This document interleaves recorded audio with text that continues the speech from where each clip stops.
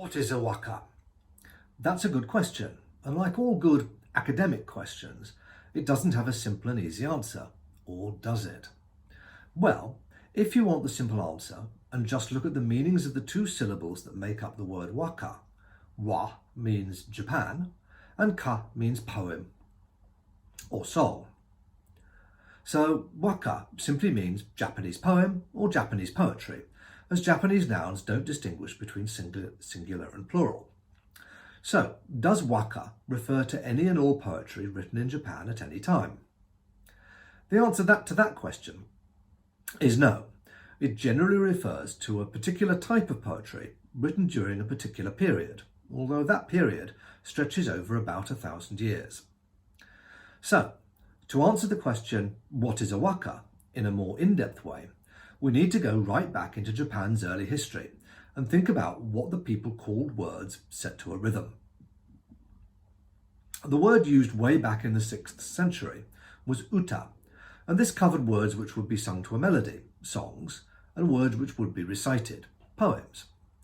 There wasn't a clear distinction between the two back then, and that was something which, well, continued for centuries, to be honest. I said rhythm earlier, but what I meant by that was organised into patterns of repeating syllables. And that's essentially the key element that makes a Japanese poem a poem and not a piece of prose. A structured pattern of repeating syllables.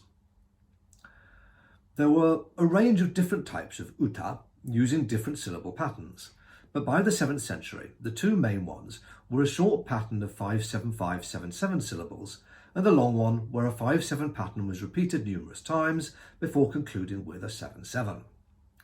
These two types of uta were simply called short poems, mijika uta, and long poems, naga uta. By the time these terms came into existence, though, Japan had begun to borrow extensively from Chinese culture, including its writing system and language, so Chinese characters were assigned to these native words and sometimes read with their Chinese pronunciation. Thus, mijika uta, short poems, were also called tanka, and naga uta, long poems, were also called choka. Borrowing from China also meant that the Japanese came into contact with poetry written in that language. So, for the first time, they needed words to distinguish between Chinese and Japanese poetry. Poetry in Chinese, that's a better term than Chinese poetry, as Japanese poets often composed in Chinese as well as Japanese, came to be called kara uta, poems from kara, which was the Japanese word for tongue china. As before, Chinese readings could be given to the characters, which made the word kanshi for Chinese poem, a pronunciation and a word which is still used today. Japanese poems, by contrast, were referred to as Yamato uta, poems from Yamato. Yamato referred to the region in central Japan where the Japanese court lived, around modern Nara, but the word simply came to mean Japan in general.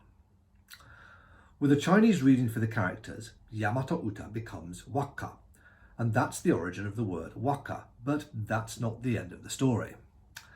By the early 10th century, the long poem form had fallen into disuse, and the only type of poem which was being composed was the short 5-7-5-7-7 one. Even in early times, this type of poem had been in the majority, but now it became totally dominant. This situation was to endure until the early 14th century, when a new type of collaborative poetic composition was developed. This was called Renga, linked verse, and in it, two or more poets would compose together, with the first poet composing a phrase in a 5-7-5 pattern, and the second poet then following it with a 7-7 phrase, and so on. Renga sequences could get very lengthy, and there were elaborate rules about the acceptable topics for composition, the vocabulary which could be used, and how the sequence should progress. Renga lasted until about the 17th century, when, with the development of new urban centres in Osaka and Edo, that's what Tokyo was called back then, with wealthy commoners as well as samurai wanting to engage in literary pursuits, a new type of poetry called Haikai was developed. Initially, Haikai was composed collaboratively like Renga, but allowed for a much wider range of topics and vocabulary for a less stuffy sort of verse. Eventually, though, poets gave up on linking their poetry into sequences and also on composing the final 7/7 sections, focusing instead on the initial 5/7/5 ones. These were called hokku, but we know them today, as I'm sure you recognised, as haiku.